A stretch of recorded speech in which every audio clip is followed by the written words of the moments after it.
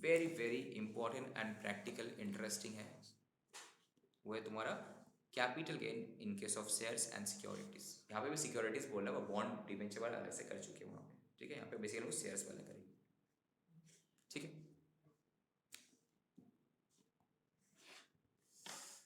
Okay, तो now तुम लोगों को पता है कि इन case of shares long term short term कैसे होता है। अगर लिस्टेड कंपनी का शेयर्स है तो कितना 12 मंथ्स, अनलिस्टेड कंपनी का शेयर्स होता है 24 मंथ्स। 12 मंथ्स का अंदर होगा तो तुम्हारा शॉर्ट टर्म, 12 मंथ्स का बाद बेचेंगे तो लॉन्ग टर्म, ठीक है। और तुम्हारा ये था लिस्टेड का 12 मंथ्स था, और अनलिस्टेड कितना 24 मंथ्स था, ठीक है। लिस्टेड के लिए तुम्हारा 12 मंथ्स था, अनलिस्टेड 24 मंथ्स। ये जो ये वाला टॉपिक था याद ही होगा तुम लोगों को ना। अब सपोज जो भी है, सपोज ये शेयर्स है, चाहे लिस्टेड हो अनलिस्टेड हो, अलग अलग सिनारियो में अलग अलग होगा, लिस्टेड का अलग होगा, अनलिस्टेड का अलग होगा, ठीक है। अब सपोज तो कोई listed equity company, listed listed मतलब शेयर मार्केट में एनएससी बीएससी में लिस्टेड था, तुम वहाँ पे इन्वेस्ट किया था, now you are selling it. Either तुम लिस्टेड इक्विटी शेयर्स में इन्वेस्ट किया था या फिर इक्विटी ओरिएंटेड म्यूचुअल फंड में। म्यूचुअल फंड जो कि ना इक्विटी शेयर में इन्वेस्ट करता है, उस टाइप का म्यूचुअल फंड में तुम इन्वेस्ट किया था। म्यूचुअल फंड बहुत टाइप का होता है। म्यूचुअल फंड तुमसे पैसा लेके कहाँ इन्वेस्ट करेगा, तुम चूज कर लो कि इक्विटी ओरिएंटेड फंड है तो जैसे ये मेरा पैसा लेके इक्विटी में इन्वेस्ट करेगा, ये होता है हाइब्रिड मिक्स्ड करेगा, इक्विटी डिवेंचर बॉन्ड सब में करेगा, ठीक है। तो यहाँ equity are sold through recognise stock exchange. तो लॉन्ग टर्म कैपिटल होगा कब होगा, अगर POH is greater than 12 months, तब जाके लॉन्ग टर्म होगा। अगर लॉन्ग टर्म हुआ, अब क्या, अगर जो भी तुम रिकॉग्नाइज स्टॉक एक्सचेंज बेसिकली जो लिस्टेड का, जो स्टॉक एक्सचेंज का थ्रू से जो भी हम लोग सेल करते हैं उसमें एसटीटी सिक्योरिटीज, इसका फुल फॉर्म क्या है बोलो तो, सिक्योरिटीज, सिक्योरिटीज ट्रांजेक्शन टैक्स, ठीक है, एसटीटी। अगर चार्ज हुआ तो क्या बोलते हैं, तो तुम्हारा एग्जेम्प्ट है कितना, 1 लाख तक तुम्हारा अगर कैपिटल गेन हो रहा होगा, तुम शेयर सिक्योरिटीज लिस्टेड कंपनी का shares, listed company equity oriented mutual fund वगैरह का तुम बेचा, लॉन्ग टर्म कैपिटल गेन हुआ, तो 1 लाख तक हम तुमको एग्जेम्प्ट देते हैं, up to 1 lakh it is exempt, condition up to 1 lakh, but STT कटना चाहिए, ठीक है। उसके बाद 1 लाख को ऊपर जो होगा तो 10% हमको क्या लगेगा, long term capital. Suppose for example ये भी करा देते ना, एग्जाम्पल सपोज तुम्हारा एलटीसीजी हुआ 2 लाख, बट एलटीसी किस कारण हुआ, शेयर्स इक्विटी म्यूचुअल फंड का वजह से, दूसरा कुछ का नहीं, ठीक है। तो सपोज 2 लाख हुआ, 2 लाख हुआ, तो उसमें से एग्जेम्प्ट कितना होगा, 1 लाख, 1 लाख, प्रोवाइडेड कि भाई ये लॉन्ग टर्म कैपिटल गेन था on sale of equity, listed company की इक्विटी से क्या बोलता है म्यूचुअल फंड, एंड एसटीटी कटा है। तो जो एक्स्ट्रा जो बैलेंस जो है तुम्हारा, सपोज 2 लाख नहीं, इसको हम 3 लाख करते तो बेच, तो बैलेंस जो तुम्हारा 2 लाख हुआ उसमें कैपिटल टैक्स लगे एट द रेट 10%, ठीक है। तो ये फायदा है लॉन्ग टर्म इन्वेस्टमेंट करने से, ठीक है। शॉर्ट टर्म का नीचे दे जाते हैं। अब सपोज शॉर्ट टर्म में तुम बेच दिया, पहले ये वाला केस को कवर करते हैं, ठीक है। अब सपोज शॉर्ट टर्म मतलब लेस देन 12 मंथ्स में हम बेच दिया, हम इक्विटी शेयर परचेज किया 12 महीने से पहले बेच दिया, म्यूचुअल फंड इक्विटी ओरिएंटेड में इन्वेस्ट किया 12 महीने से पहले हम बेच दिए, ठीक है। ये सब इन्वेस्टर का पॉइंट ऑफ व्यू से तुमको सोचना है, ठीक है। तो अब एसटीटी कटा है, इन दैट केस तुमको कोई एग्जेम्पशन जो 1 लाख का यहाँ मिल रहा था नहीं मिलेगा, तुमको 15% टैक्स लगेगा। इसलिए हम बोलते थे ना लॉन्ग टर्म कैपिटल गेन में कम टैक्स रेट है, शॉर्ट टर्म में ज़्यादा है। तो वहाँ पे 10% था, वो भी क्या 1 लाख तुमको एग्जेम्पशन दे रहा था। सपोज अगर हम ज़्यादा इन्वेस्टमेंट मार्केट में नहीं किए, मेरा सपोज 80,000 तक कैपिटल गेन हुआ लॉन्ग टर्म कैपिटल गेन, तो पूरा एग्जेम्प्ट है मेरे लिए। अगर शेयर्स एंड म्यूचुअल फंड है तो इन्वेस्टमेंट, बाकी का तो उसका लगेगा। बट अगर हम ये शॉर्ट टर्म में बेच दिए तो अगर मेरा कैपिटल गेन हुआ होगा तो कोई एग्जेम्पशन नहीं हुआ, सीधा सीधी 15% उसको पड़ेगा, section 111A, understood, yes sir, section 111A। तो तुम आराम से किसी को भी गाइड कर सकते, जो भी शेयर मार्केट में ट्रेडिंग वगैरह करता है, ठीक है, तो आराम से गाइड कर सकते हो। और एक चीज़, इस सब में कोई इंडेक्सेशन फिंडेक्सेशन का बेनिफिट वगैरह नहीं मिलता शेयर्स सिक्योरिटी शेयर्स वगैरह में, ठीक है। अभी आएंगे यहाँ पे ठीक है। तो ये कौन सा सेक्शन था, पहले वाला जो लॉन्ग टर्म का डिस्कस किया हम लोग, ये क्या था, सेक्शन 112 कैपिटल ए। ये क्या था, अगर long term gain capital gain हुआ on sale of shares and equity oriented mutual fund वगैरह, तो अप टू 1 लाख तक एग्जेम्प्ट है, प्रोवाइडेड एसटीटी कटा है, अभी सभी में कटता है, ठीक है। एंड उसके ऊपर जो कैपिटल गेन होगा 10% एक्स्ट्रा, 3 लाख अगर हुआ होगा, सब 1,50,000 हुआ तो 50 के ऊपर टैक्स लगेगा 10%, ठीक है, 1 लाख एग्जेम्प्ट है। बट अगर ये शॉर्ट टर्म होता तो सेक्शन 111 कैपिटल ए, तो वहाँ पे कोई एग्जेम्पशन नहीं है, डायरेक्ट 15% जो भी मेरा कैपिटल गेन होगा शॉर्ट टर्म। अगर सब 5,000 के भी तुम कैपिटल गेन किया शॉर्ट टर्म कैपिटल, 5,000 के ऊपर 15% कट जाएगा, देने पड़ेगा तुमको बेसिकली। कटेगा तो नहीं, सेट एसटीडी जो कटने का तो कटा, प्लस वो देने पड़ेगा, ठीक है।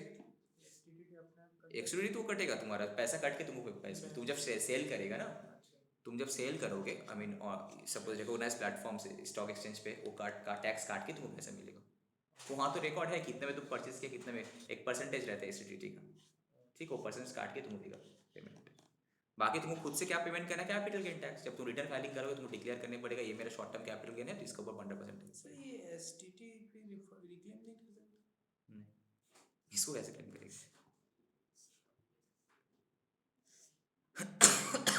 ना, तो ये वाला केस समझ में आया, ये तो था ये वाला। अब एनी अदर केस, मतलब shares and equity oriented mutual fund छोड़ कुछ और अगर होगा तो दैट इज बेसिकली क्या, अनलिस्टेड कंपनी का शेयर्स, ठीक है, या फिर तुम्हारा अनलिस्टेड सिक्योरिटीज वगैरह जो भी है।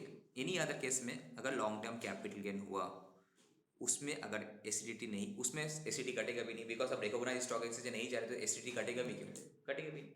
तो in that case 20% long term capital gain, section 112, कितना परसेंट यहाँ पे लॉन्ग टर्म कैपिटल था 10% only for equity shares and equity fund, mutual fund और equity oriented, but no otherwise long term capital gain कितना है भाई, 20%। कितना परसेंट है, 20%, 20%। और इस केस में शेयर्स का शॉर्ट टर्म कितना था, 15, तो ये 10 था, 15 था, यहाँ पे लॉन्ग टर्म में 20% से। Other any other case, okay, other than shares and listed company का शेयर्स एंड इसको छोड़ के बाद लगे केस। अब sir short term capital gain, suppose कुछ भी ऐसे बेचे जो कि ना शॉर्ट टर्म कैपिटल गेन हुआ, तो क्या होगा, शॉर्ट टर्म कैपिटल तो हो ही सकता है मेरा शेयर से सिक्योरिटी छोड़ के, कोई भी चीज़ में हो सकता है ना। शेयर्स एंड सिक्योरिटीज छोड़कर लिस्टेड कुछ भी अगर चीज़ बेचे जो मेरा 3 क्राइटेरिया था, 12 मंथ से नीचे, शेयर सिक्योरिटी छोड़कर बाकी कोई भी एसेट, लैंड बिल्डिंग हुआ, एनीथिंग, गोल्ड ज्वेलरी, कुछ भी, ठीक है, तो वो सब भी तो मेरा शॉर्ट टर्म कैपिटल हो सकता है। तो वहाँ पे तुम्हारा टैक्स लगेगा एट नॉर्मल रेट, मतलब इनकम टैक्स में जो तुम्हारा स्लैब रेट रहता है ना, उस रेट में। सपोज तुम्हारा, तुम अगर 30% टैक्स ब्रैकेट में हो, ठीक है, तो 2.5 लाख एग्जेम्प्ट, फिर 2.5 लाख से 5 लाख, कितना परसेंट, 5%, फिर 5 लाख से तुम्हारा 10 लाख 20%, 10 लाख से ऊपर 30%, उस हिसाब उसमें आ जाएगा, ठीक है। तो अगर इसमें आ गया तो ज़्यादा ही लग जाएगा तो मेरा 30% का। अगर ऑब्वियसली जो लोग 30% टैक्स ब्रैकेट में है उसके लिए तो नुकसान ही है शॉर्ट टर्म के, इसीलिए सब एटलीस्ट कोशिश करते हैं लॉन्ग टर्म क्या तक होल्ड करें। तो क्या लॉन्ग टर्म लगे भी तो है 20% सीधा डायरेक्ट लग जाएगा। अब जब ये 20% लगेगा ना, ये सेपरेटली, अब सपोज तुम्हारा टोटल इनकम, जब चैप्टर हम कराएंगे टैक्स लायबिलिटी तो बताएंगे, सपोज तुम्हारा टोटल इनकम था सपोज 10 लाख, ठीक है, उसमें से तुम्हारा लॉन्ग टर्म कैपिटल था 2 लाख, जिसमें तुम्हारा 20%, तो 2 लाख अलग से टैक्स होगा, 2 लाख और 20%, बाकी 8 लाख तुम्हारा स्लैब में जाएगा, ओके, उस हिसाब से कैलकुलेशन होगा। और यहाँ पे भी सपोज तुम्हारा टोटल इनकम है 10 लाख, उसमें तुम्हारा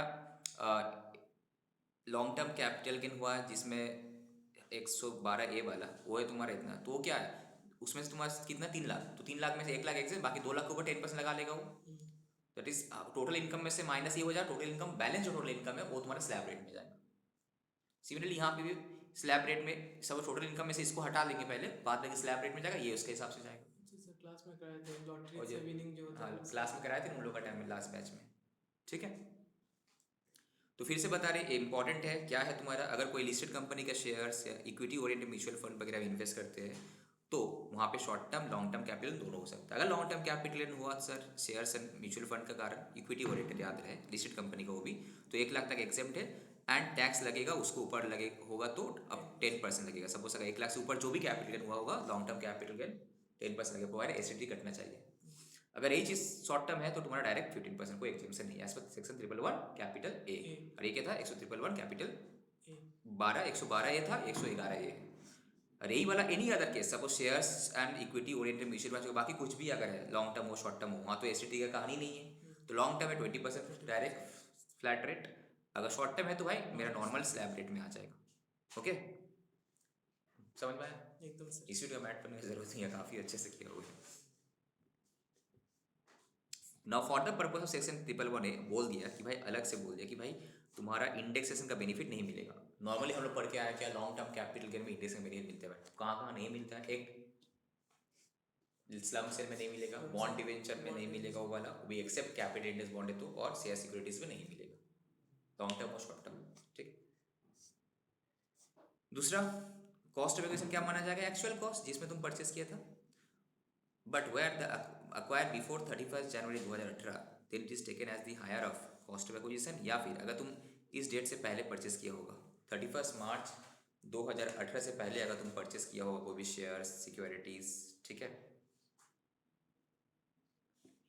तो कॉस्ट ऑफ एक्विजिशन तो क्या माना जाएगा उसका, क्या बोलते हैं cost of acquisition, cost of acquisition या फिर इन दोनों में से जो लोअर है उसका हायर। दैट इज पहले आप क्या करेंगे, कॉस्ट ऑफ एक्विजिशन करेंगे, अब कंपेयर करेंगे, इन दोनों में से कोई भी एक वैल्यू लेंगे, I will choose one, any one, full value of consideration में कितना में हम एक्चुअल में बेचे,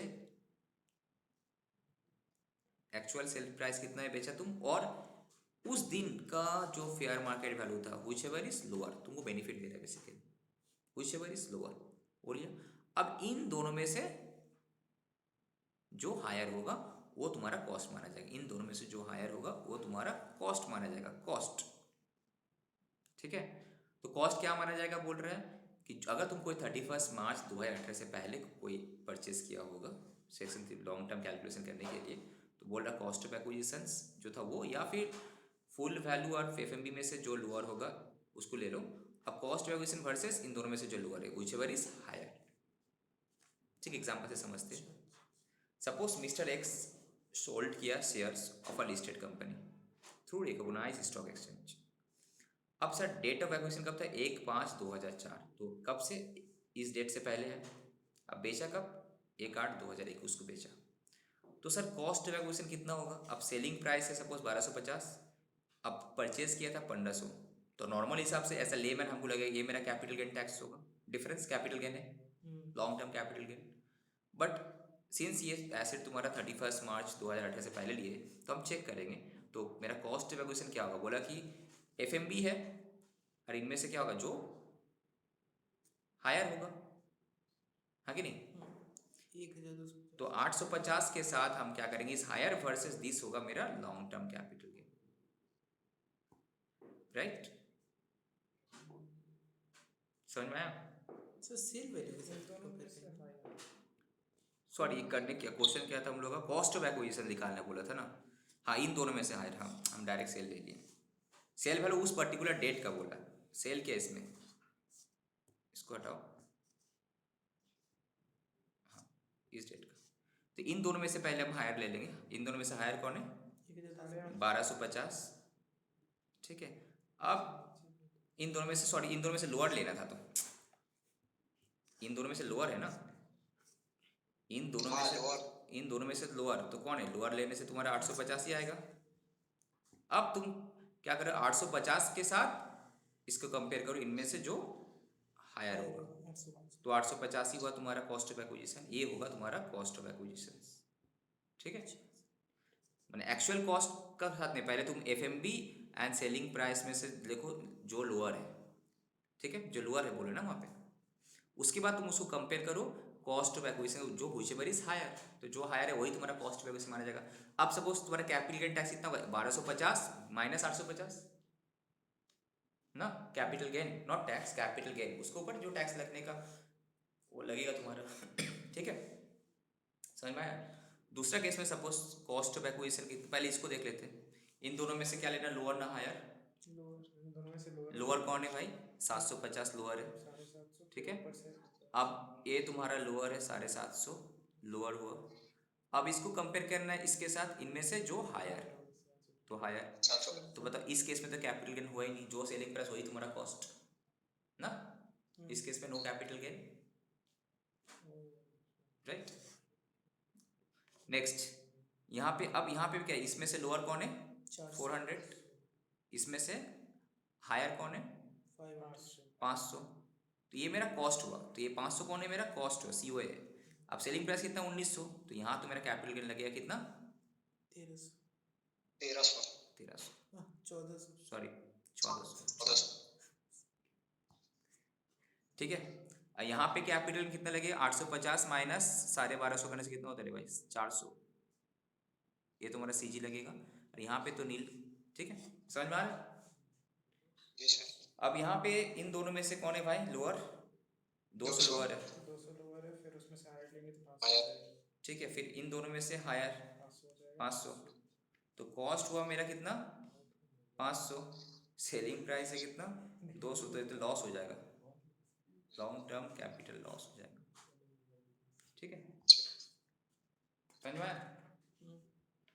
ये कब होगा? जब तुम्हारा 31/1/2018 का पहले का केस होगा। तो पहले सेलिंग प्राइस एफएमबी में से जो लोअर है ले लो, फिर उसका तुम कंपेयर कॉस्ट निकालो, अब सेलिंग प्राइस माइनस कॉस्ट।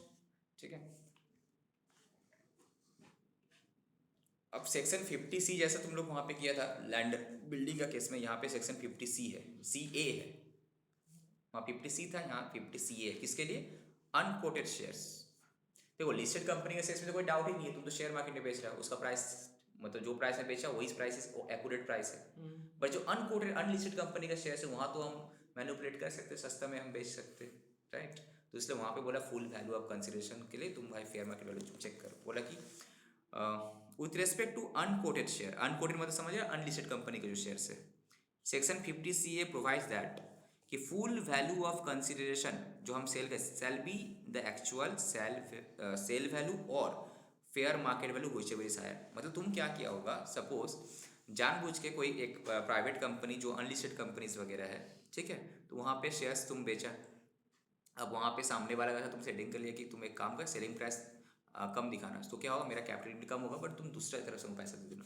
तो यहाँ पे सेलिंग प्राइस सपोज से 100, बट फेयर मार्केट वैल्यू का देखा जाए इसी टाइप का कंपनी का शेयर्स का जो प्राइस है दूसरा इसमें, तो वहाँ पे देखा जा रहा है तुम्हारा 120 है। तो इन दैट केस किसको माना जाएगा फुल वैल्यू कंसिडरेशन? 120 को, व्हिचएवर इज हायर। जैसा सेक्शन 50CA में लैंड एंड बिल्डिंग के लिए था, वहाँ पे फिर एक 10% बोनस को पे दिया था, क्वेश्चन दिया था, यहाँ पे वो 10% वाला क्वेश्चन नहीं दिया। ठीक है, यहाँ डायरेक्ट व्हिचएवर इज हायर वो रहेगा तुम्हारा full value of consideration. That means अगर तुम कोई अनलिस्टेड कंपनी का शेयर्स बेचे हो, कैपिटल गेन कैलकुलेट कर रहे हो, अगर क्वेश्चन में फेयर मार्केट वैल्यू दिया हुआ है तो कंपेयर कर लेना selling price versus fair market value, whichever is higher वो रहेगा तुम्हारा फुल वैल्यू ऑफ कंसिडरेशन। ठीक है, या ये सिर्फ तुम्हारा अनकोटेड शेयर्स के लिए। Provided that the provision of this section shall not apply to any consideration received or accruing as a result of transfer by such class of persons subject to such condition as may prescribed। वो तो छोड़ो, prescribe as नहीं prescribe मतलब करेगा, देखा जाएगा वो, पर कोई फायदा नहीं। चलो नेक्स्ट, इशूज फोर्स। ठीक है, इसको देखो, इसको एक बार रीड करो, इशूज फोर्स।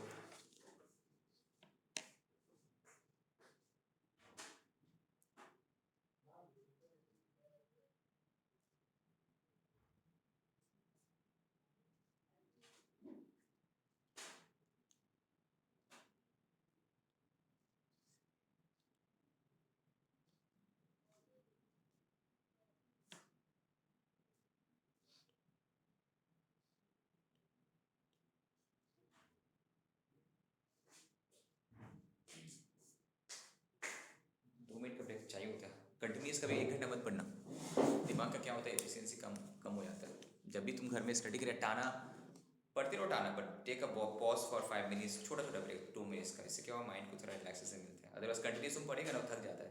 एक मशीन को तुम कंटिन्यूस चलाएगा तो परफॉर्मेंस खराब होता है ना, कंप्यूटर का पीसी का भी, तो ये माइंड है ना, तो वो स्ट्रैटेजी का ही, जैसे कि मेरा स्टार्टिंग में हम इंटर लेवल फॉलो करते थे, कंटिन्यूस पढ़े जा रहे सब देखा लास्ट में तक काम ही नहीं कर रहा दिमाग। जब हम ब्रेक लेके करने लगे तब देखा अच्छा, मतलब क्या करते 1 घंटा तुम पढ़ो, लेट्स थिंक कि 1 घंटे में हम क्या स्टडी किए, जैसे कि हम कोई रिविजन कराते हैं 1 घंटे में पढ़ा, तुम जस्ट यू थिंक कि आंख बंद करके यहाँ पे कहीं बैठे बैठे कि क्या क्या हम सीखे, बस रिकॉल करने की कोशिश करो, फिर तुम कंटिन्यू करो, फिर 1 घंटे बाद पॉज लो, ठीक है, फिर तुम देखो अभी क्या क्या हम किए, फिर ये इससे क्या तुम रिटेन कर पाएगा ज़्यादा। कंटिन्यूसली तुम पढ़ते जा रहे उस लास्ट में जब एंड हुआ तुम समझ ही जाएगा हम पढ़े क्या थे। ठीक है, इसलिए 1 घंटे का बीच में ईच एंड एवरी 1 घंटा में टेक 2 मिनट्स to 5 मिनट्स का ब्रेक, वो ब्रेक लेके आजा तुम घूमो या फिर घूमते घूमते सोचो। हम छत में चले जाते थे अपने घर में।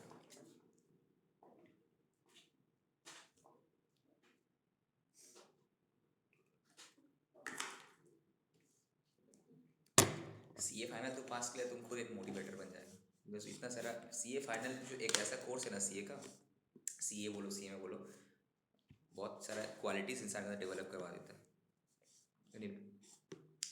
इशूज 4, जैसे कि जब हम बीकॉम में थे तब मेरा पढ़ने का तरीका कुछ और था, जब हम सीए में ज्वाइन किया तब पढ़ने का तरीका I was bound to change, क्योंकि पता है ऐसा करेंगे तो फेल हो जाएंगे, स्ट्रैटेजी चेंज करने पड़ा। ये सब जो एम बोलते तुम लोग QTR लिस्ट बनाओ, क्विक रिवीजन, ये बीकॉम में इतना कोई आइडिया नहीं था, कोई ना कोई गाइड भी किया था, ऐसा भी होता है। अभी जैसे उस टाइम क्या था, जैसे बुक है मार्क करे, अब लास्ट में जब बीकॉम सीए में आया सलाह नहीं सर एक दिन में इतना रिवीजन कैसे करेंगे, तब तो फर्स्ट इंटर लेवल पे लिखा, फाइनल में जाके हम फंसे थे, तब जाके हम सोचा कि नहीं QTR सम का list is most important, quick revision का एक ऑडियो ये सब रहना जरूरी है। तो अब इश्यूज नंबर 4 क्या बोला, देखो सेक्शन 112A, 112A किसके लिए था, अगर लॉन्ग टर्म कैपिटल गेन हुआ इन केस ऑफ लिस्टेड कंपनी का शेयर्स जो कि ना एसिड लगा वहाँ पे 112A था, इस रिवीजन दिया है। तो पीरियड ऑफ होल्डिंग क्या होता है, 12 मंथ से ज़्यादा होना चाहिए, गेटर देन होगा 12 मंथ्स तो जाके LTCG होगा, शॉर्ट टर्म होगा LTCA capital long term capital asset, कम होगा तो शॉर्ट टर्म ये कैपिटल एसेट।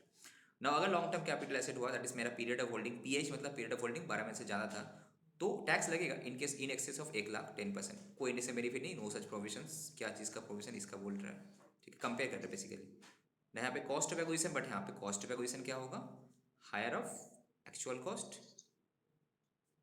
ये जो है सिर्फ 112A के लिए, याद रहे ये 112A के लिए है सिर्फ, नॉट 30 राइट साइड वाला के लिए, ठीक है, मतलब इन केस ऑफ लिस्टेड कंपनी का शेयर्स म्यूचुअल फंड का बात कर रहे हैं, तो वहाँ पे एक 31 मार्च जनवरी 2018 से पहले अगर हम किए होंगे तो एक्चुअल कॉस्ट या फिर इनमें से जो लोअर होता है उसको ले लो भाई, फिर हायर, ठीक है, FMB या फुल एक्चुअल सेलिंग प्राइस में से जो लोअर है उसको कंपेयर करो एक्चुअल कॉस्ट से, व्हिचएवर इज हायर, ये हो गया तुम्हारा कॉस्ट। अब नाउ यू कैलकुलेट करो कि selling price minus cost of acquisition, ठीक है, ठीक है। अब यही वाला अगर अनलिस्टेड कंपनी का शेयर रहेगा जो दिनों कितना था, सेक्शन 112, सॉरी अनलिस्टेड का ये था ना 112 था भाई, 112 था, एनी अदर केस तो 112 होगा ना,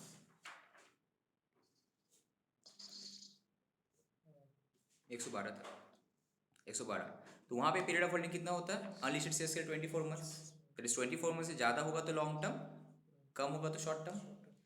टैक्स कितना लगेगा, लॉन्ग टर्म है तो 20%, शॉर्ट टर्म है तो 15, स्लैब रेट, शॉर्ट टर्म है तो स्लैब रेट, ठीक है, 10% तो ये वाला केस में 10% लगेगा। इसका अगर हम यहीं पे कर देते, अगर शॉर्ट टर्म है तो क्या होगा 15%, ठीक है। इंडेक्स का बेनिफिट इसको मिलेगा, अनलिस्टेड कंपनी का शेयर्स वाला को इंडेक्सेशन का बेनिफिट मिलता है, इसको नहीं मिलता है। दूसरा, यहाँ पे जब फुल वैल्यू ऑफ कंसिडरेशन हो क्या होगा, सेलिंग प्राइस या फिर FAB व्हिचएवर इज हायर, और यहाँ पे इस टाइप का प्रोविजन नहीं है। अच्छा है ना, एक जगह कंपेरिजन दे दिया, ठीक है। फिर से बताते हैं, अभी तक जो हम लोग पढ़े हैं जस्ट उसको एक बार क्विक यहाँ से, बेसिकली हम लोग अभी क्या करें, शेयर्स उसका हम बारे में डिस्कस करें, एक है लिस्टेड कंपनी का शेयर्स, एक है अनलिस्टेड कंपनी का शेयर्स या फिर एनी अदर केस, ठीक है। तो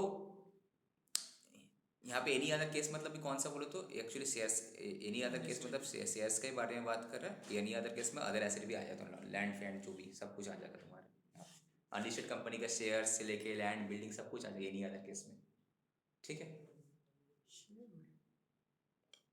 सपोज तुम लैंड बिल्डिंग बेचा है लॉन्ग टर्म कैपिटल लो तो टैक्स कितना रेट में लगेगा, अच्छा तो ठीक है।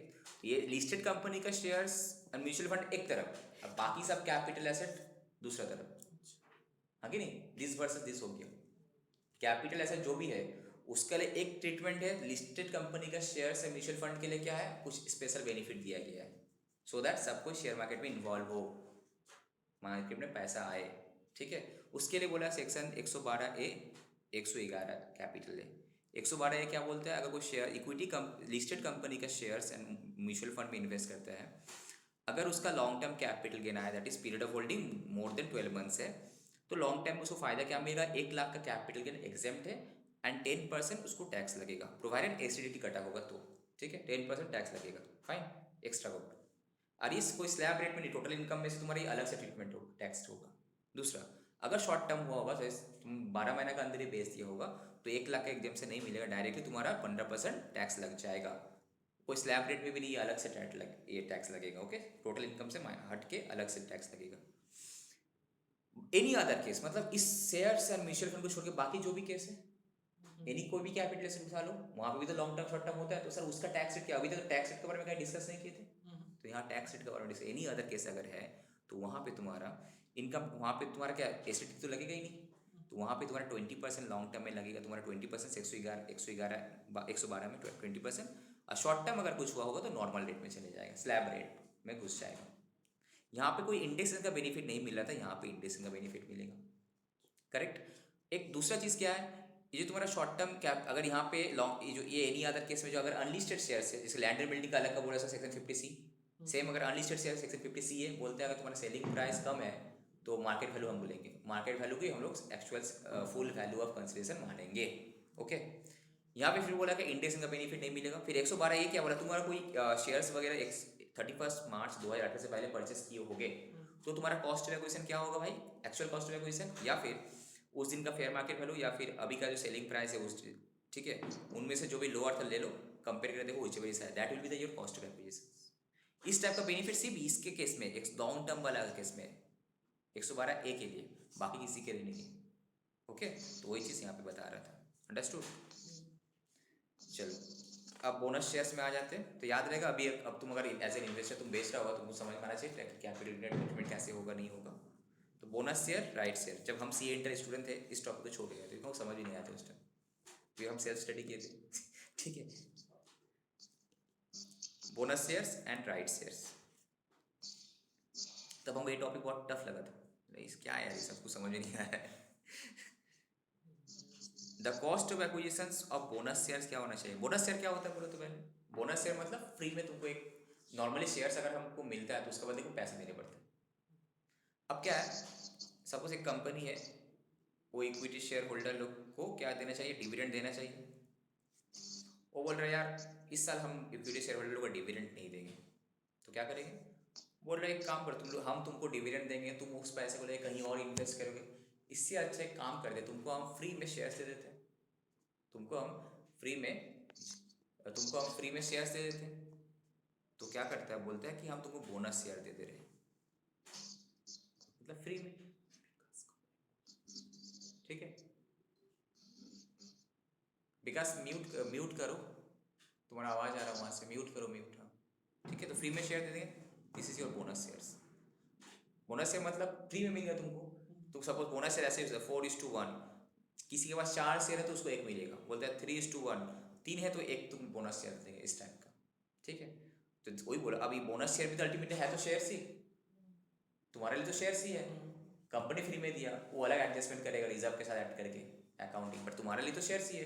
तुम जब बेचेगा यहाँ से भी तुम कमाएगा, तुम जब बेचेगा तो actual selling price is your income less cost क्या नील, तो जो सेलिंग प्राइस है वही तुम्हारा कैपिटल गेन हो गया ना, इनके सब बोनस शेयर। तो वही बोल रहा है, इनके सब bonus share cost of acquisition क्या है नील, इनके सब bonus shares cost of acquisition nil हुआ। हाउएवर अगर बोनस बंद कर दो, मच्छर घुस रहे हैं यहाँ से। However, if such bonus shares have been received before 1/4/2001, अगर ये बोनस शेयर 1/4/2001 का पहले का है तो कॉस्ट क्या लेंगे, उस दिन का जो फेयर मार्केट होता है 1/4/2001 है वो लेंगे। ठीक है, उसके बाद वाला केस में नील बोल रहे हैं। ओके, तो बोनस शेयर में क्या हुआ, सपोज सेलिंग प्राइस है मेरा 100, कॉस्ट ऑफ एक्विजिशन नील, तो 100 रुपये मेरा कैपिटल गेन हो गया। यही वाला अगर 1/4/2001 का पहले होगा तो जो फेयर मार्केट वैल्यू होगा वो हम यहाँ पे बैठाएंगे, नील नहीं होगा, जो फेयर मार्केट वैल्यू वो होगा। ठीक है, अब बताओ राइट शेयर्स क्या होता है बोलो, एनी आइडिया। कंपनीज एक्ट तुम लोग है ये सब कंपनीज में। तो राइट शेयर्स क्या होता है, ये दिया जाता है नॉर्मली, बोनस शेयर्स अलॉट किया जाता है एग्जिस्टिंग शेयर होल्डर को विदाउट एनी कॉस्ट, जिसको हम लोग बोनस शेयर बोल रहे हैं। राइट शेयर भी देता है एग्जिस्टिंग शेयर होल्डर को, बट ये प्राइस लेते हैं, कुछ कंसेशनल रेट पे देते हैं, फ्री में नहीं देते। ये है डिफरेंस दोनों का अंदर। बोनस शेयर फ्री में देते हैं हम, वो भी एग्जिस्टिंग को देते हैं, जो मेरा अभी एग्जिस्टिंग शेयर होल्डर है। राइट शेयर भी हम देते हैं एग्जिस्टिंग को, but at a concessional rate, जो मार्केट में प्राइस है सपोज 100 रुपये तो हम उसको 80 में दे रहे, 70 में दे, कंसेशनल रेट पे, दैट इज राइट, बिकॉज हम चाहते हैं कि मेरा शेयर होल्डर लोग ही ग्रो करे, हम बाहर का ज़्यादा कोई इन्वॉल्व नहीं करना चाहते, जितना है उतने को ही हम ज़्यादा शेयर देते रहे।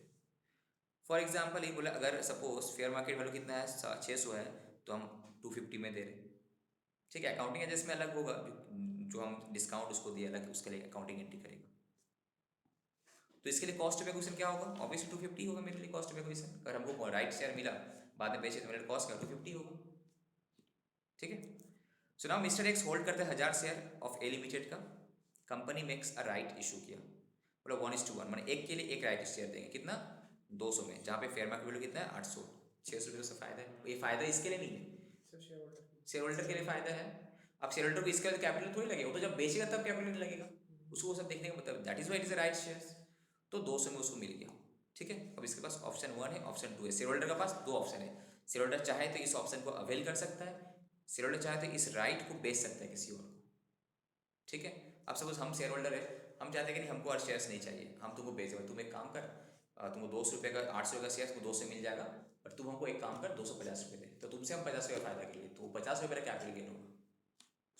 और तुम हमको 200, और तुम हमको 50 दिया, कंपनी को 200 दिया, तेरे लिए कॉस्ट कितना होगा? 250 होगा. अब मेरे लिए कॉस्ट तो नील था, तो मेरा लिए पूरा 50 रुपये फायदा.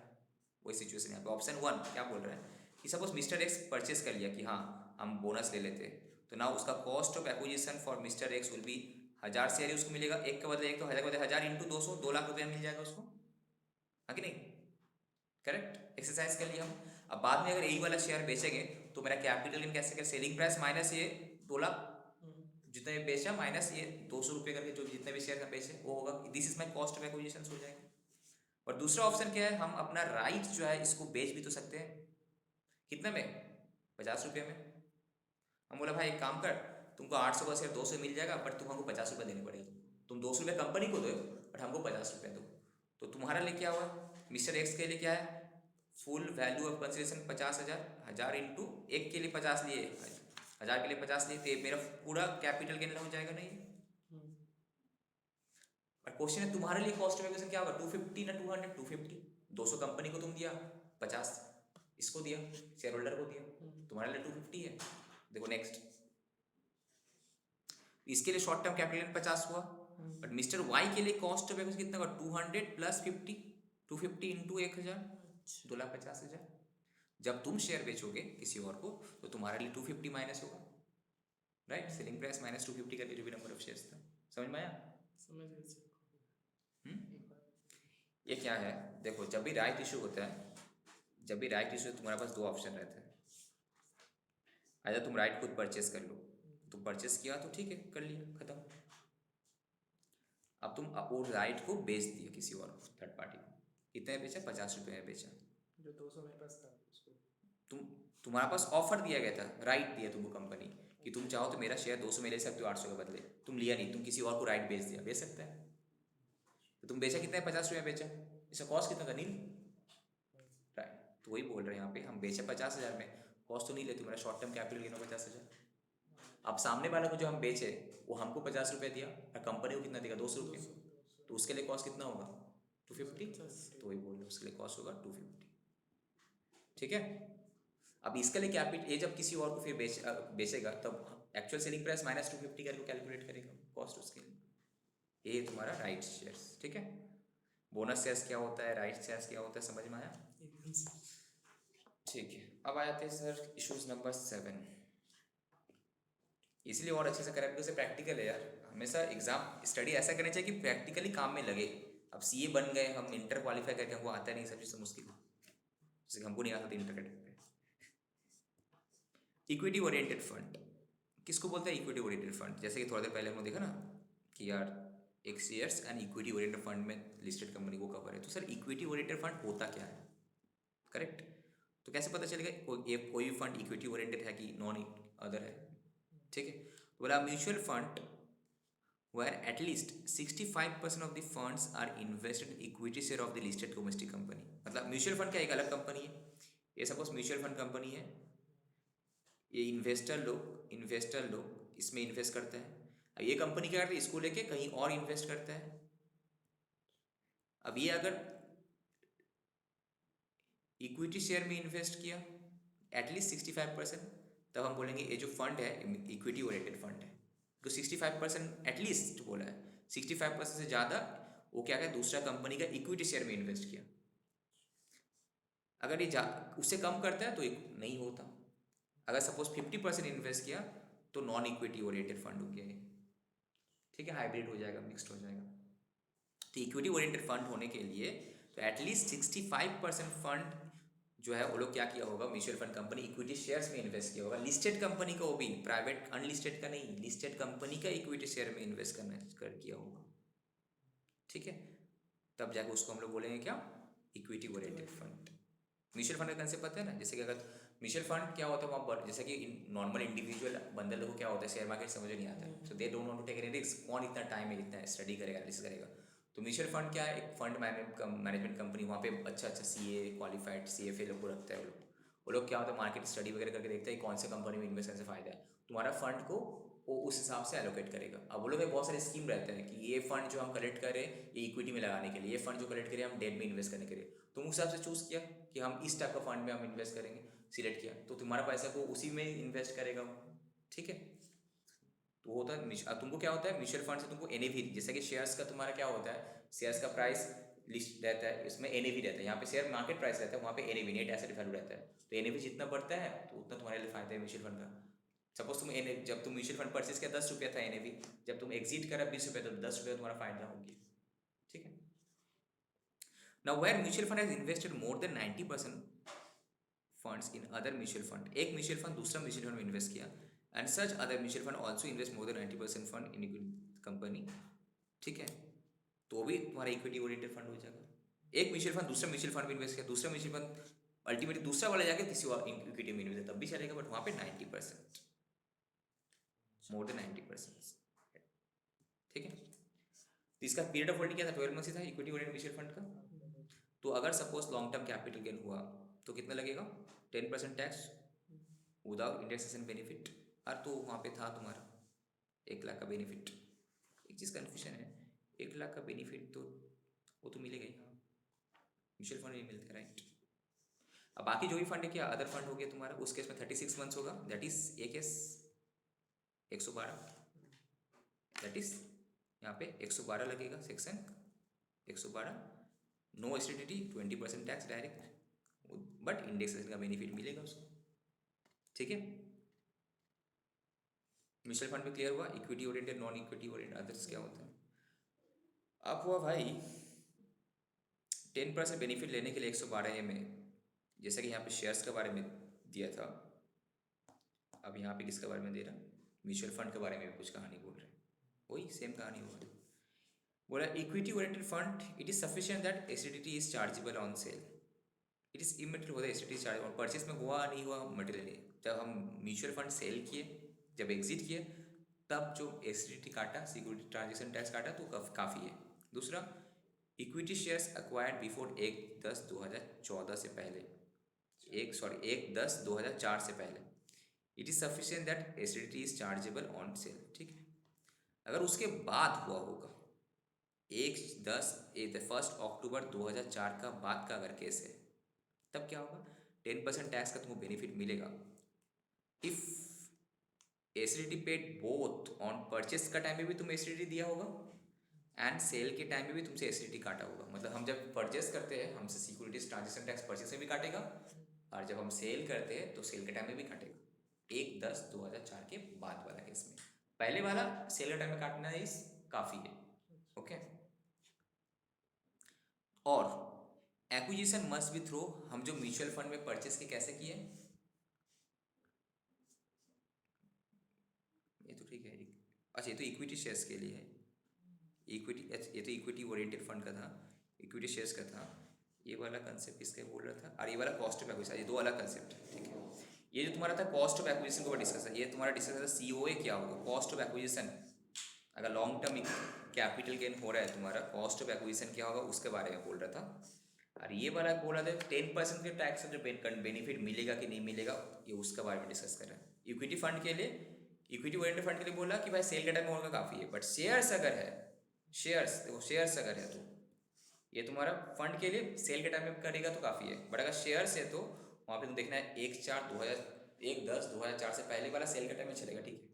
पर उसके बाद वाला क्या होगा, तभी तुमको ये बेनिफिट मिलेगा अगर सेल, तुम जब परचेस किया था इक्विटी शेयर्स परचेस किया था, not mutual fund, mutual fund तो हो गया ऊपर, तब तुम परचेस के टाइम में भी एसिडिटी दिया होगा एंड इसका टाइम में भी दिया होगा। और जब अगर तुम एक्वायर किया होगा भी तो कैसे तुमको मिला होगा, शायद बोनस राइट IPO इस टाइप का थ्रू से मिला होगा, ठीक अभी तो सब ऐसे ही होता है।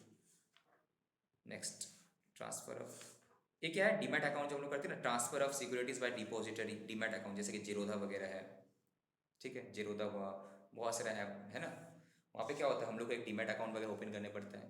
तो बेसिकली पहले के ज़माने में क्या था, शेयर्स फिजिकल सर्टिफिकेट रहता है, अभी क्या डीमैट फॉर्म में रहता है, इलेक्ट्रॉनिक फॉर्म में रहता है। तो वही ये चीज़ उसी के ऊपर है, यहाँ पे वही बोल रहा है कि ये तो आधा यहाँ पे आया नहीं बोलो तो।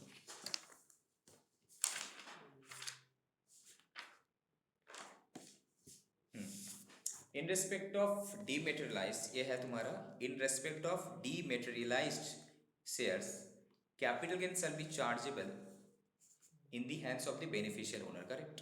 जो डीमैट फॉर्म में है उसमें कैपिटल गेन किसका हाथ में लगेगा, क्या जीरोधा मेरा हो के जो होल्ड करेगा क्या जीरोधा का हाथ में लगेगा, नो, किसका हाथ में, जो हम एक्चुअल ओनर है उसी का हाथ में लगेगा, ठीक है। फिर बोला in respect of dematerialised shares the cost of acquisitions and period of holding of any security shall be determined on the basis of FIFO method, first in first method। अब तुमको समझ में आएगा। सपोज क्या है, हम रिलायंस का शेयर परचेस किए थे इस डेट में, 2 तारीख को, एक तारीख का है, ठीक है, 1/1/23, उसके बाद 2/1/23, उसके बाद 3/1/23, ठीक है, अलग अलग डेट में हम RIL का शेयर्स बेचे, हम खरीद परचेस किए थे। अब नाउ तुम शेयर्स बेचे 400, नाउ क्वेश्चन इज दैट ये जो 400 बेचे इसमें तो हम कैपिटल गेन टैक्स कैलकुलेट करेंगे, पीरियड ऑफ होल्डिंग भी हम चेक करेंगे, कॉस्ट ऑफ एक्विजिशन भी चेक करेंगे।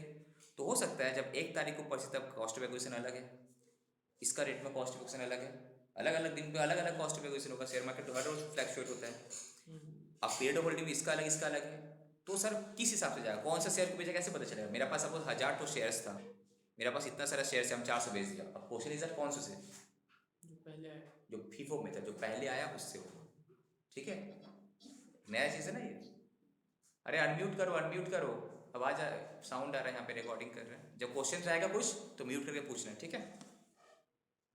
ओके, तो यहाँ पे कोई डाउट, डीमैट अकाउंट अगर है तुम्हारा तो वहाँ पे फीफो मेथड, जो तुम सेल करते हो फीफो मेथड, दैट इज जो पहले परचेस किए होंगे वही पहले मेरा बिक रहा है, जो पहले परचेस किए होंगे वही मेरा पहले बिक रहा है, ओके। ये तो POH वगैरह सब उसी हिसाब से करना। So state how the cost of acquisition period of holding भी डिटरमाइन, तो इसलिए फीफो मेथड में। तो यहाँ पे कौन सा होगा, 1000 शेयर का पीरियड ऑफ होल्डिंग 1/2023 से काउंट होगा, उसका जो कॉस्ट है वहाँ से काउंट होगा, क्लियर।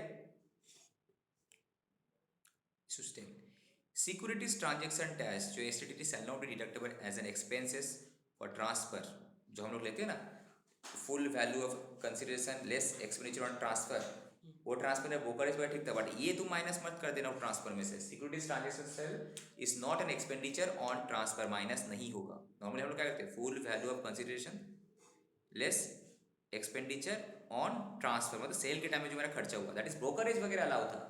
बट ये जो सिक्योरिटीज ट्रांजेक्शन टैक्स लगा वो तुम्हारा माइनस नहीं होगा। ब्रोकरेज अगर जीरो था, तुमसे ब्रोकरेज काटा वो अलाउ है, बट ये टैक्स अलाउ नहीं है, ठीक है। ना ही ये तुम ऐड कर सकता है। सपोज तुम परचेज के टाइम में भी एसिडिटी तुम दिया सपोज, तो वो भी तुम्हारा ऐड नहीं हुआ कॉस्ट ऑफ एक्विजिशन के साथ में, ना ही जाएगा सर, ये कहीं नहीं जाएगा, तुम्हारा पॉकेट्स खर्च है, डायरेक्ट एक्सपेंडिचर, बेनिफिट नहीं मिलेगा। अगर तुमको ये ऐड कर तो बेनिफिट मिल गया तुमको कैपिटल गेन में। अच्छा, तुमको अगर कॉस्ट में ऐड कर देगा तुम अपना, तो बेनिफिट मिल गया तुमको, मिला कि नहीं, उतना पे तुम कैपिटल गेन कम दिया था तब। Now sale of shares under ESOP, जैसे तुम बोल रहे थे ना एम्प्लॉय स्टॉक ऑप्शन, उसी टाइप का स्वीट इक्विटी शेयर भी जो तुम बोल रहे थे इस टाइप का। एम्प्लॉय, इसका फुल फॉर्म क्या है, employee stock options, employee stock options. यहाँ पे क्या होता है, कंपनी एम्प्लॉय को शेयर्स देता है। अभी तक राइट शेयर्स देगा, एग्जिस्टिंग शेयर होल्डर को दे रहा था, it can be employee, it can be non employee. Bonus share existing को दे रहा था, बट अब क्या ESOP क्या है, वो अपने एम्प्लॉय को देना चाहता है, एम्प्लॉय को अपना चाहता है कि वो कंपनी में इन्वेस्ट करो, शेयर होल्डर बनाना चाहता है। तो इसका क्या है, suppose employee concept of syllabus 2.2,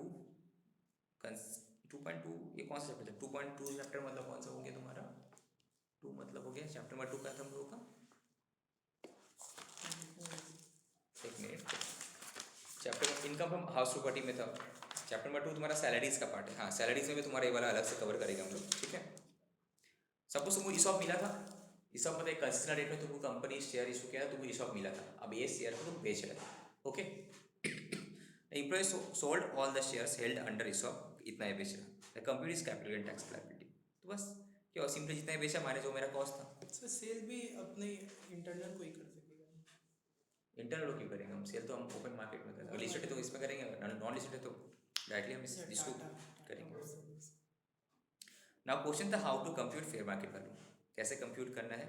अगर कोई एसेट कवर है तुम्हारा किसमें, 112 कैपिटल ए में, वहाँ पे था ना जो उस दिन का एक 31 2018 से पहले वाला डेट था तुम्हारा, सॉरी कौन सा डेट था, 31 जनवरी 2018 से पहले अगर हुआ तो फेयर मार्केट वैल्यू कैलकुलेट करना है हमको, ठीक है। तो वहाँ पे कैसे कैलकुलेट करेंगे 112 ए के लिए, तो बोल रहा है अगर कोई लिस्टेड इक्विटी शेयर्स है या फिर इक्विटी ओरिएंटेड शेयर्स है तो उसका हाईएस्ट कोटेड प्राइस ऑन उस दिन जो 31 मार्च 2018 था, उस दिन एक ही दिन में शेयर्स का प्राइस बहुत अप एंड डाउन होता है, क्या हुआ, उसी दिन में शेयर का मार्केट प्राइस बहुत अप एंड डाउन होता है, तो उसी जो हाईएस्ट गया होगा उसी को हम क्या बोलेंगे, फेयर मार्केट वैल्यू बोलेंगे, ठीक है। इसी जो शेयर्स उससे पहले दिन परचेस किया होगा उसके बारे में बात करें। और अगर उस दिन में कोई शेयर ही नहीं ट्रेड हुआ तो क्या उसका पहला दिन, एक दिन पहले जो ट्रेड हुआ होगा उसका हाईएस्ट प्राइस ले लेंगे, ये होगा तुम्हारा फेयर मार्केट वैल्यू। अगर कोई अनलिस्टेड इक्विटी ओरिएंटेड फंड है तो उसका तो एनएवी का बेसिस पे तो कैलकुलेट करना होगा, नेट एसेट वैल्यू निकाल के। अगर इक्विटी शेयर नॉट लिस्टेड था दिस बट बाद में लिस्टेड हुआ तो क्या होगा, तो इंडेक्सेशन का बेनिफिट कॉस्ट कैलकुलेशन डिवाइड हो उस साल का इंडेक्सेशन इनटू 17-18 का इंडेक्सेशन, इस हिसाब से ये इंपॉर्टेंट है, जैसे एक बार के लिए देख लेना ना, डिटेल में नहीं जाएगा। अब क्वेश्चन नंबर 33 बोलो, आ गए हम लोग एंड की तरफ। State whether long-term capital gain is chargeable to tax or not in the following cases. Also specify what would be the rate of tax in case of short-term capital gain. ठीक है, तो first equity shares of private limited company, questions क्या है तुम्हारा, क्या long term capital gain is chargeable to tax और not, its हाँ, capital gain होगा कि नहीं होगा, कि शॉर्ट टर्म कैपिटल गेन होगा, होगा भी तो क्या रेट ऑफ टैक्स क्या होगा, ठीक है। तो equity shares of a private limited company, तो लॉन्ग टर्म के प्राइवेट लिमिटेड कंपनी में तो कौन सा केस हुआ, अनलिस्टेड कंपनी का ही हुआ वो, तो प्राइवेट हो पब्लिक हो शेयर्स तो शेयर्स ही है, कैपिटल एसेट ही है मेरा, हाँ कि नहीं, टैक्स तो होगा, तो कौन सा सेक्शन में जाएगा, 112 सेक्शन 112 में जाएगा, वो भी @20% में, अगर लॉन्ग टर्म हुआ तो। अगर शॉर्ट टर्म हुआ तो क्या होगा, स्लैब रेट में जाएगा, correct. Next, equity shares of listed company sold in private placement, जो भी है सेल किए हम, तो इस केस में तुम्हारा कहाँ जाएगा, लॉन्ग टर्म अगर हुआ होगा तो 1 लाख तक तुम्हारा एग्जेम्प्ट है, एंड ग्रेटर देन दिस होगा तो 10% का टैक्स होगा 112 कैपिटल ए में, नो इंडेक्सेशन का बेनिफिट, नो इंडेक्सेशन, बट यहाँ पे इंडेक्सेशन का बेनिफिट मिलेगा। यहाँ पे होगा तो कितना होगा तुम्हारा, डायरेक्ट 15% में 111 ए, ठीक है। सॉरी गलती हुआ, ये तो रिकॉग्नाइज था ना, ये तो प्राइवेट प्लेसमेंट था, रिकॉग्नाइज स्टॉक एक्सचेंज के थ्रू से होना चाहिए था, ये तो सेम होगा, ठीक है। अनलिस्टेड पब्लिक कंपनी नहीं लिस्टेड था but it is sold in private placement, ठीक है, प्राइवेटली हम बेचे उसको, रिकॉग्नाइज स्टॉक एक्सचेंज के थ्रू से नहीं बेचे ना तुम, तो ये वाला इसके लिए होगा, ये वाला ऊपर वाला उसके लिए होगा, ठीक है। प्रेफरेंस शेयर एंड डिवेंचर्स वगैरह क्या था, अलग से देखे थे हम लोग। प्रेफरेंस शेयर में तुम्हारा क्या होगा, अदर केसेस में कवर होगा, ठीक है। म्यूचुअल फंड इक्विटी ओरिएंटेड होगा तो फर्स्ट वाला में कवर हो जाएगा, यहाँ होगा तो क्या होगा, शॉर्ट टर्म भी होगा तुम्हारा सेम वही 15%, यहाँ पे 10% वाला था तुम्हारा। डेट म्यूचुअल फंड होगा तो अदर केसेस में कवर होगा, ठीक है।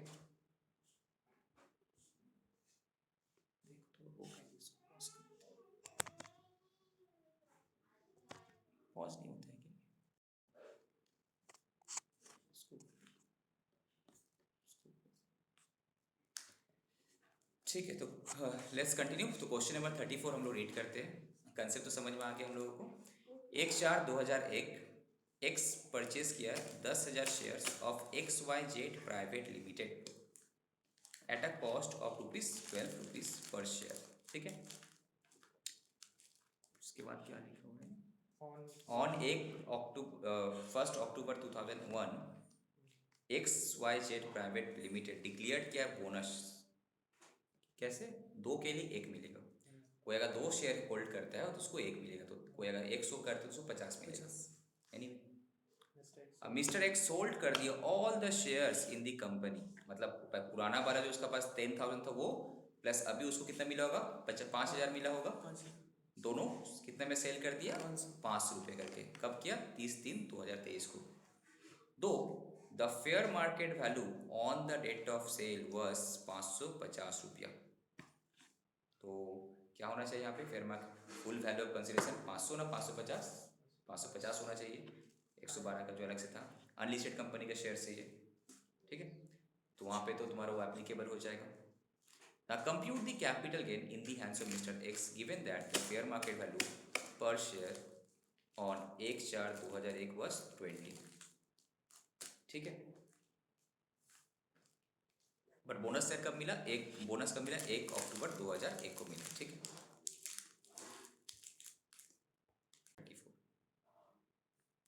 33 तक तो क्या बोला, ओरिजिन यहाँ पे 2 हम लोग अलग अलग कैलकुलेट करने पड़ेगा, बिकॉज क्या रीज़न है बोलो तो, बोनस शेयर के लिए तो कॉस्ट ऑफ नील होगा, राइट, इसीलिए एक साथ करने से तो होगा नहीं। तो दूसरा चीज़ उसका पीरियड ऑफ होल्डिंग भी अलग अलग है, बोनस शेयर का अलग होगा, उसका अलग होगा। तो हम लोग क्या 2 अलग अलग कैलकुलेट करेंगे। तो फर्स्ट हम लोग करेंगे ओरिजिनल शेयर, तो कितना था, 1,000 शेयर्स की 10,000 शेयर्स था,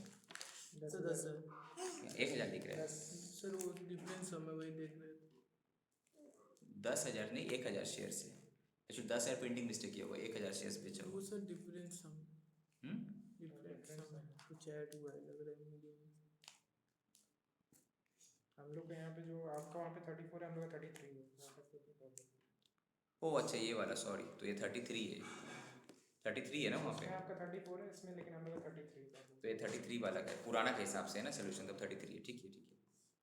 सो 33 के हम देख रहे हैं यहाँ पे, सॉरी ये होगा ये वाला, एक्चुअली ये 34 वहाँ पे दिखाया है, यहाँ पे 33 है। न्यू मैट में जो है इससे एक पीछे, तो 2 शेयर्स हुए, अब से वहाँ 10 या 1,000 कैसे होगी। तो ओरिजिनल से 10,000 है, 5 है तो बोनस शेयर का, ठीक है। तो इसका पीरियड होल्डिंग का 1/4 से लेके 30 मार्च तक, और इसका कब होगा, जब से बोनस मिला था 1/10 से लेके यहाँ तक का, ओके।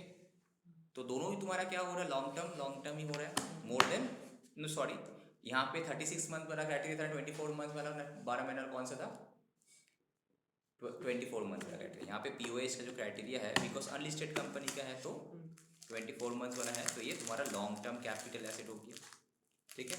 तो सेक्शन कौन सा एप्लीकेबल हो जाएगा, 112 एप्लीकेबल हो गया अदर वाला केसेस में। तो नाउ सेक्शन 50 CA भी एप्लीकेबल हो जाएगा इन केस ऑफ 112 सेक्शन में। अगर कोई अनलिस्टेड कंपनी का शेयर्स वगैरह बेचते हैं तो वहाँ पे तुम्हारा फुल वैल्यू ऑफ कंसिडर क्या होगा, 550 होगा, तो इतना भी तुम बेचा। अब कॉस्ट क्या होगा, पहला केस में ओरिजिनल कॉस्ट कितना था मेरा, 10,000। इस केस में तुम्हारा ओरिजिनल कॉस्ट था तुम्हारा दिस। अब FMB हुशेवरीज क्या करते, कोई भी कैपिटल एसेट अगर याद है 1/4/2001 से पहले का अगर परचेस करते हैं तो हम लोग क्या कहते हैं, ओरिजिनल कॉस्ट या फिर FMB ऑन 1/4/2001 हुशेवरीज हायर, तुमको बेनिफिट दिया जाता है। तो यहाँ पे हायर कौन है, FMB हायर है, जो बेसिक कंसेप्ट में हम लोग कराए थे। कोई भी कैपिटल एसेट अगर 1/4/2001 से पहले, तो उसका बाद ही इंडेक्सेशन चालू हुआ, यहाँ पे तो इंडेक्सेशन का बेनिफिट तो मिलेगा ना। तो बट जो पहले वाला है तो वहाँ पे क्या होगा, अगर लिस्टेड होता तो इंडेक्सेशन का बेनिफिट भी नहीं मिलता, कुछ झमेला भी नहीं था यहाँ पे, ठीक है। इन दैट केस तुम्हारा क्या होगा, FMB होगा, बिकॉज वही हायर है तुम्हारा, ठीक है। तो बेसिकली दिस माइनस दिस करने से तुम्हारा कैपिटल की अभी भी नहीं, अब इंडेक्सेशन निकालने पड़ेगा हमको, डोंट फॉरगेट।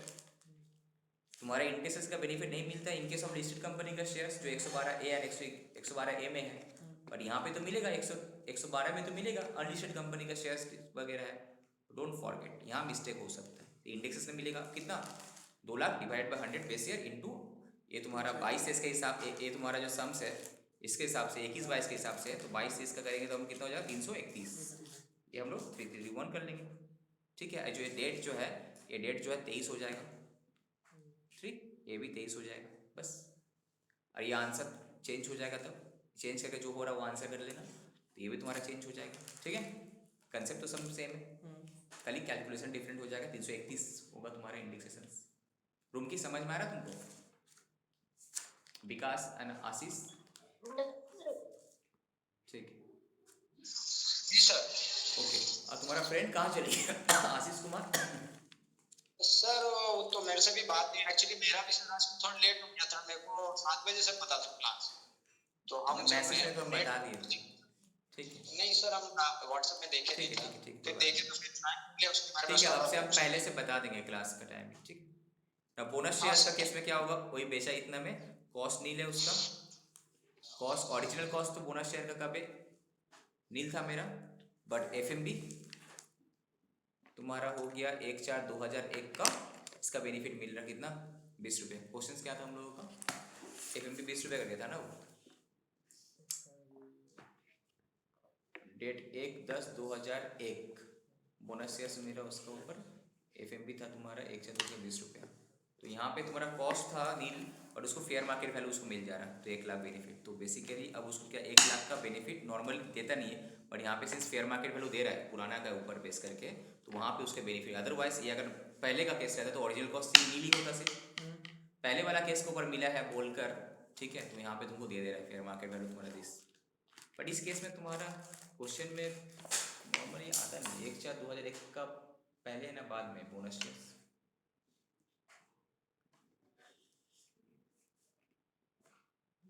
ये नया बैट है ना, हाँ इसमें तो 1/4/2001 को परचेस किया, तो 1/4/2001 का पहले का केस होता तो होता ना।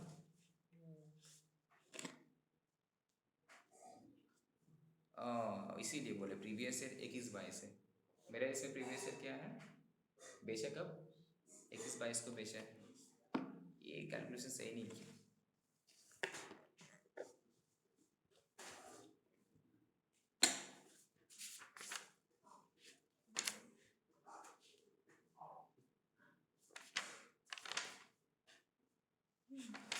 मतलब 1/4/2001 का पहले का ऐसे थोड़ी है, तो 1/4/2001 का पहले का अगर रहता तो the cost of acquisition bonus share shall be nil. However if the such bonus share have been received before 1/4/2001 then cost of acquisition shall be the fair market value on 1/4/2001। यही है तुम्हारा प्रोविजन। अगर हम लोग यहाँ पे जाते हैं, यहाँ पे हम लोग का प्रोविजंस क्या है बोनस शेयर्स का, देखो normally cost of acquisition nil होता है, बट अगर ये bonus share have been received before 1/4/2001 then cost of acquisition shall be the fair market value on 1/4/2001। अब हम लोग का क्वेश्चन में क्या था, हम लोग का क्वेश्चन में बोनस शेयर कब मिला 1/4/2001 का बाद ही मिला है, तो यहाँ पे तो वो मिलना ही नहीं चाहिए था, ठीक है। और ये भी तुम्हारा क्या 1/4/2001 है, ऑन है, ऑन और बिफोर, ठीक है, उसलिए उसको मिल गया। बट ये वाला केस में तुम्हारा बोनस का आंसर ये नहीं होगा, इसके लिए ये वाला आंसर सिर्फ चेंज होगा तुम्हारा।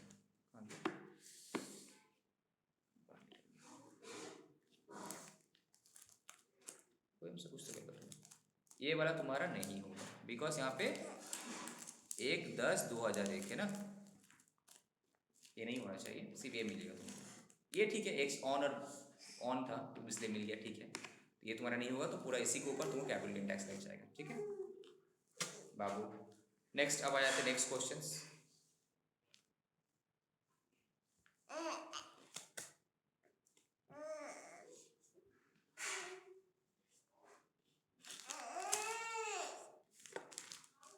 यहाँ मेरा पास क्या होगा,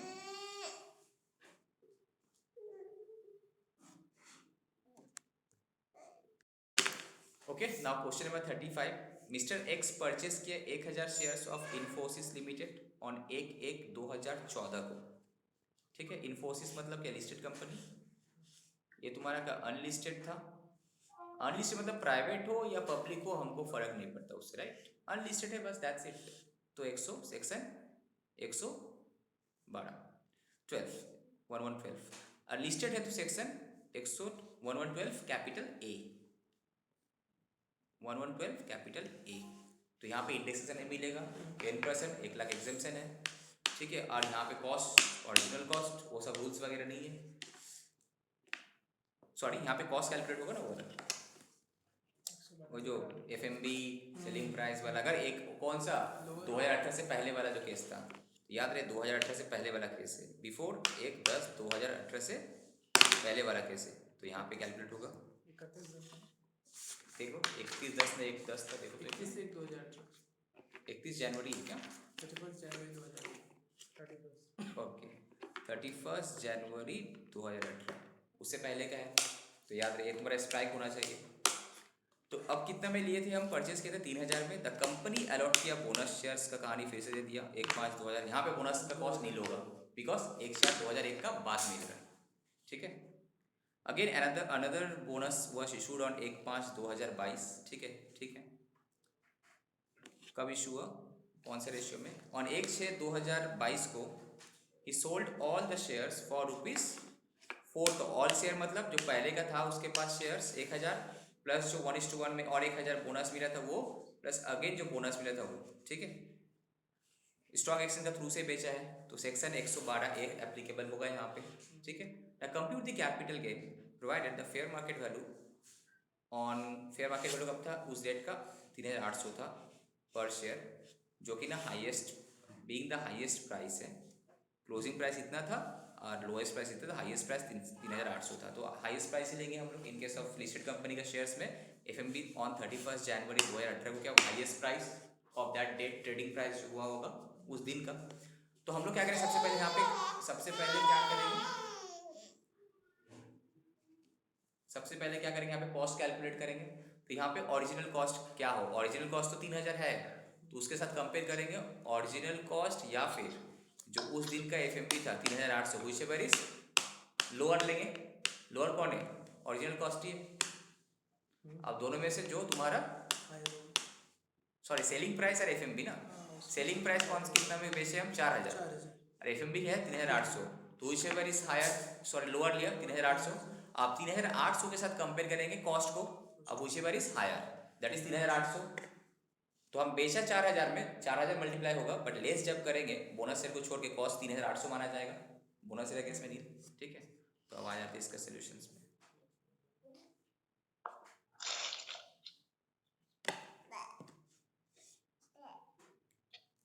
ये देखो अब ये तुम्हारा 34 मतलब ये तुम्हारा केस में हो जाएगा 35, राइट।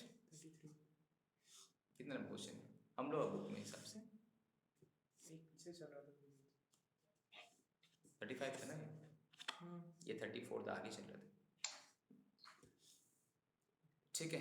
तो अब क्या है तुम्हारा ओरिजिनल शेयर्स क्या था, 1/1/2013 से लेकर 13 नहीं हुए 14 हो जाएगा, ठीक है।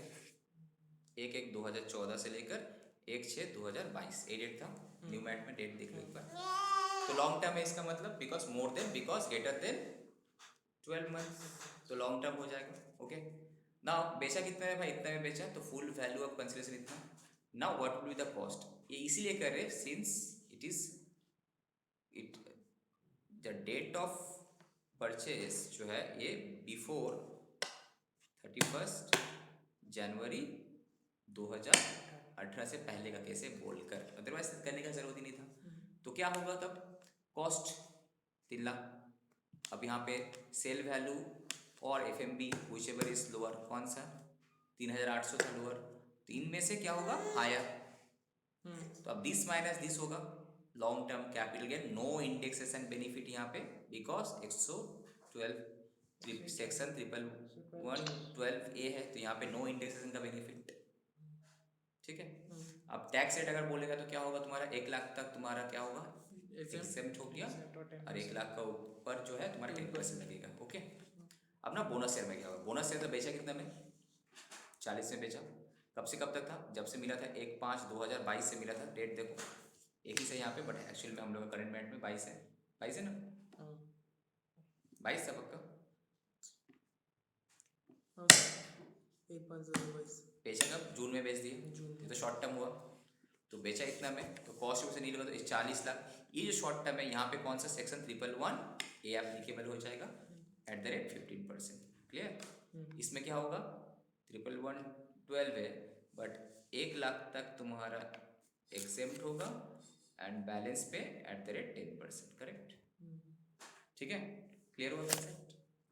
अलग क्यों करने पड़े? बिकॉज अलग बोनस शेयर का केस तो अलग करनी होगा हमको। मतलब हर बार अलग कर लेंगे। बोनस शेयर्स ओरिजिनल शेयर्स रहेगा तो अलग, राइट शेयर्स भी Right अगर share रहेगा रहेगा तब भी अलग करने पड़ेगा। Original share, bonus shares, right share होगा तो अलग करने पड़ेगा। ठीक है, इसमें हम करते हैं। सॉरी, बढ़ाओगे कैपिटल गेन। अब आ जाते हैं क्वेश्चन नंबर 36। तो ये समझ में, ये तुम्हारा अनलिस्टेड का था, सेक्शन 112 के ऊपर था। ये तुम्हारा 112A प्लस 111 ए के ऊपर था। ओके, क्लियर है एकदम। नाउ ये किया किसके ऊपर है देखो, 36। और एक चीज़, 31 जनवरी 2018 का जो केस तभी आएगा, तो उससे पहले अगर हम परचेस किए होंगे तब जाके तुमको देखना है कि मेरा कॉस्ट क्या होगा। एग्जाम में आया तो भूल मत जाना। सर अगर उसके बाद रहा तो नॉर्मल ओरिजिनल कॉस्ट ही ओरिजिनल कॉस्ट लेते हैं। इंडेक्स का बेनिफिट ऐसे भी तुमको नहीं मिलेगा। अब ठीक। बोनस वाला केस सर एक बार फिर से बोलिए ना कि अगर एक 1/4/2001 का पहले होगा तो fair market value on that date, otherwise नहीं, अदरवाइज नहीं। कॉस्ट का कोई नहीं अच्छा। लिखा होगा वहाँ पे उस हिसाब से। तो ए एक शेयर होल्डर है ऑफ XY कंपनी लिमिटेड का, होल्डिंग 1000 शेयर्स, जिसका फेस वैल्यू है 10 रुपया each. Okay, allotted at the time of company के इनकॉर्पोरेशन, बाकी मतलब 1/4/2001 का पहले।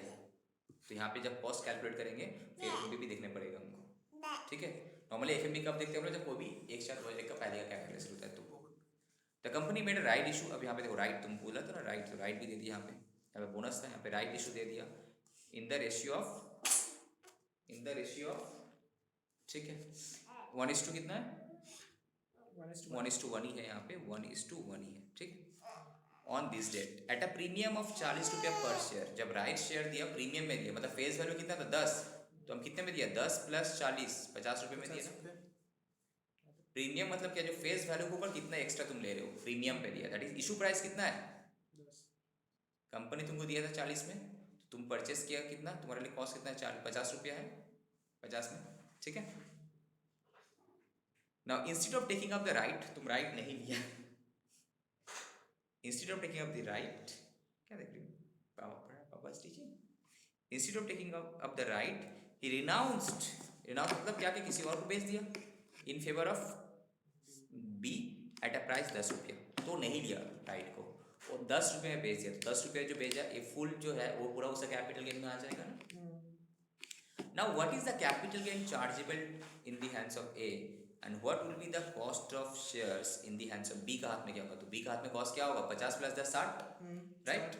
50 कंपनी को देगा, 10 इसको दे रहा है, तो 50 + 10 60। अब ए के लिए क्या होगा, ए बेसिकली राइट शेयर लिया नहीं, तो ये बेचा कितने में, अपना जो 1000 शेयर को बेचा जाके कितने में बेचा, सेलिंग प्राइस कहाँ गया, दी नहीं क्या।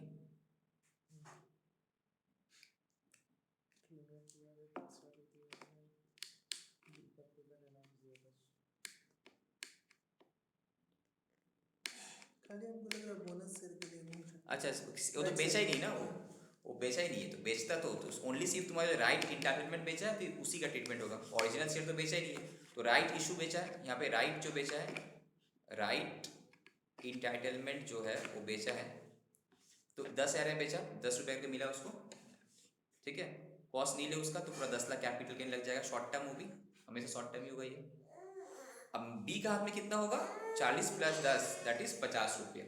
ठीक है, 40 + 10 50 रुपया, तो इतना में बेचा, प्लस ये 10 रुपये भी ऐड होगा, 60 रुपये होगा टोटल, 60,000 रुपये कॉस्ट ऑफ एक्विजिशन होगी। ठीक है, अच्छा क्वेश्चन था। अब ये सब क्वेश्चंस तुम लोगों को समझ में आ जाने चाहिए, कोई इसमें एक्स्ट्रा कुछ है नहीं। ठीक है, इसका सॉल्यूशंस वगैरह भी है, बस तुम लोग इसको देख लेना। आई डोंट थिंक कि कुछ इसमें प्रॉब्लम आना चाहिए, सबका सॉल्यूशंस है। ओके, इसका क्विक रिविजन करके हम भेज देंगे। तुम लोग को एक्स्ट्रा क्या करना है, यहाँ से तो क्वेश्चंस करना ही है, अब तुम लोग का होमवर्क रहा, नेक्स्ट क्लास में दिक्कत हो बोलना यहाँ से करना, प्लस ICI तुम लोगों के इसमें CMA का जो स्टडी मैट है उसका जो एक्स्ट्रा क्वेश्चंस है, अगर सेम है तो करने का, जो एक्स्ट्रा है वो कर लेना है। ठीक है, फाइन। तो ये चैप्टर खत्म हो गया, इसका क्विक रिविजन हम अपलोड कर देंगे। बाकी रहा तो नेक्स्ट क्लास में इनकम फ्रॉम अदर सोर्स हम लोग स्टार्ट करेंगे। ठीक है।